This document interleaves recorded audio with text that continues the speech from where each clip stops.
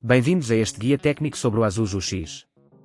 Somos a Kelatos Informática, especialistas em reparação técnica. Recolhemos o teu equipamento ao domicílio, fazemos diagnóstico gratuito e enviamos orçamento antes de reparar.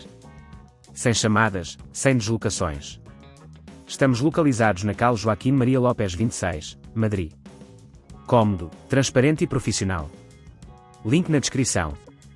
O barulho estranho que ouves no teu Asus UX pode ser causado por diversas razões, desde um ventilador a precisar de limpeza até a componentes soltos.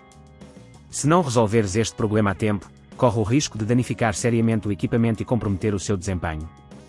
Para esta reparação específica, precisarás de um conjunto de chaves de precisão, uma pinça, uma escova macia para a limpeza e, se necessário, um novo ventilador. Vamos começar pelo processo de abertura do teu Asus UX.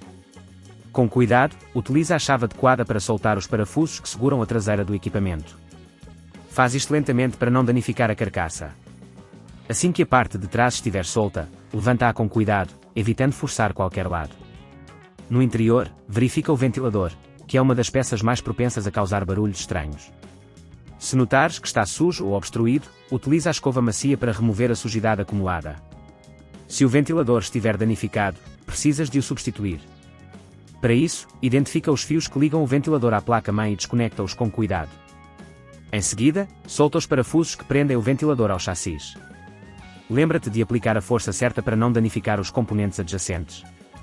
Se neste ponto achares que é demasiado complexo, lembra-te que na Kelatos recolhemos o equipamento no teu domicílio e devolvemos-te reparado.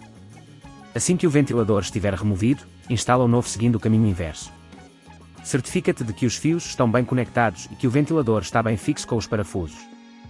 Para fechar o equipamento, coloca a parte de trás novamente e aperta todos os parafusos com cuidado. Por fim, liga o Asus UX para verificar se o barulho estranho desapareceu e se o ventilador está a funcionar corretamente.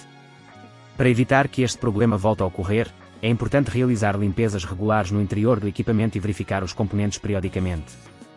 Mantém o teu Asus UX numa área limpa e ventilada, e evita bloquear as aberturas de ar.